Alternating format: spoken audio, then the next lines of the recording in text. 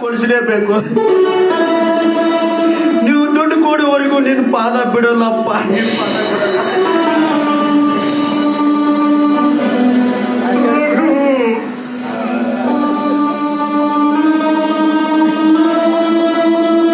ಅಯ್ಯೋ ದೇವರೇ, ಎಂತಹ ಸಂದಿಗ್ಧ ಪರಿಸ್ಥಿತಿಯನ್ನು ತಂದುಕೊಂಡಿದ್ದೀಪ. ನನಗೆ ತನ್ನಣ್ಣ ವಿದ್ಯಾವಂತರಾಗಬೇಕು, ಬುದ್ಧಿವಂತರಾಗಬೇಕು ಅಂತ ಹಗಲೆರಡು ವರ್ಕ್ಶಾಪ್ನಲ್ಲಿ ಹಮಾಲಾಗಿ ದುಡಿದ. ತನ್ನ ಶಿಕ್ಷಣವನ್ನೇ ಕುಂಠಿತಪಡಿಸಿಕೊಂಡ. ಈಗ ಪರೀಕ್ಷೆ ಕಟ್ಟಲು 2,000 ರೂಪಾಯಿ ಕೊಡು ಅಪ್ಪಾಜಿ ಅಂತ ಕಂಗಾಲಾಚೆ ಬೇಡಿದರು. ಹಣದ ತಂದೆಯಾದ ಈ ಪಾಪಿಯ ಹತ್ತಿರ 2,000 ರೂಪಾಯಿ ಇರುವ ನಟ ದೃಷ್ಟ ತಂದೆ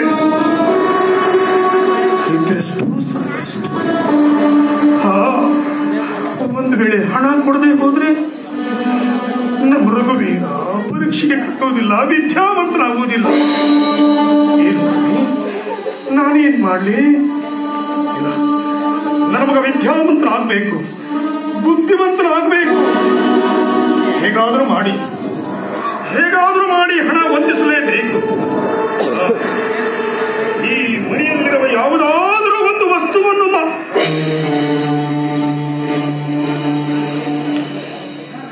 ಅಪ್ಪ, ನನ್ನ ಅಪ್ಪಣೆ ಇಲ್ಲದೆ ಈ ಮನೆಯಲ್ಲಿ ಯಾವುದಾದರೂ ಒಂದು ವಸ್ತುವನ್ನು ಮಾರಾಟ ಮಾಡಿದರೆ ನನ್ನ ಆಣೆ ಎಂದು ಇದೀಗ ತಾನೇ ಹಿರಿಯ ಮಗ ಆಣೆ ಬೇರೆ ಇಟ್ಟು ಹೋಗಿದ್ದು. ಈ ಮನೆ ನನ್ನದು, ಇದನ್ನು ಕಟ್ಟಿಸಿದವನು ನಾನು. ಈ ಮನೆಯಲ್ಲಿರುವ ಪ್ರತಿಯೊಂದು ವಸ್ತುವು ನನಗೆ ಸೇರಿ. ಹಾಗಾದ್ರೆ ಈ ಮನೆಯಲ್ಲಿರುವ ವಸ್ತುಗಳನ್ನು ಮಾರಾಟ ಮಾಡಲು ನನಗೆ ಅಧಿಕಾರವಿಲ್ಲವೇ? ಇಲ್ಲ. ಈ ಮನೆಯಲ್ಲಿರುವ ಯಾವ ವಸ್ತುವನ್ನು ಮಾರಲು ನನಗೆ ಅಧಿಕಾರ. ಈ ಮನೆಯಲ್ಲಿರುವ ಯಾವ ವಸ್ತುವನ್ನು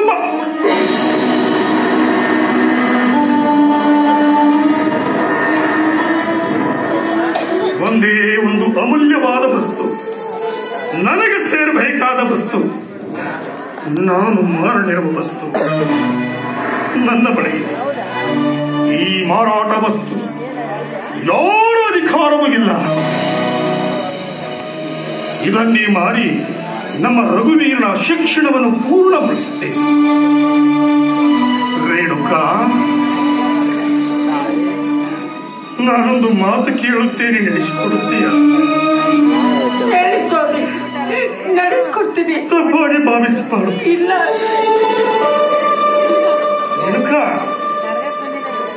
ಮಕ್ಕಳನ್ನು ಹಡೆದ ತಂದೆ ತಾಯಿಗಳಾದ ನಾವು ಅವರ ಬೆಳವಣಿಗೆ, ಶಿಕ್ಷಣ, ಆರೋಗ್ಯ, ಅವರ ಅಭಿವೃದ್ಧಿ ನಮ್ಮ ಕರ್ತವ್ಯ ಅಲ್ಲವೇ? ಪ್ರಸಂಗ ಬಂದ್ರೆ ತ್ಯಾಗ ಮಾಡಲು ಸಿದ್ಧರಿರ್ಬೇಕು ಅಲ್ಲವೇ? ಹಾಗಾದ್ರೆ ನೀವೊಂದು ತ್ಯಾಗಕ್ಕೆ ಸಿದ್ಧರಿದ್ದೀಯ? ನನ್ನ ಮಗನಿಗೆ ಒಳ್ಳೆಯದಾಗುವಂತಿದ್ರೆ, ಅವನ ಭವಿಷ್ಯ ಉಜ್ವಲವಾಗುವಂತಿದ್ರೆ ಹೇಳಿ, ನನ್ನ ಪ್ರಾಣ ಕೊಡಲು ಸಹ ನಾನು ಹೇಳಿ. ತಪ್ಪು ಭಾವಿಸಬಾರದು. ಇಲ್ಲ, ತಪ್ಪಾಗಿ ತಿಳಿಯಬಾರದು. ಹಾಗಾದ್ರೆ ನಿನ್ನ ಕುರಳಲ್ಲಿರುವ ವಾಕ್ಯೆಲ್ಲವನ್ನು ಬೆಚ್ಚಿಕೊಟ್ಟು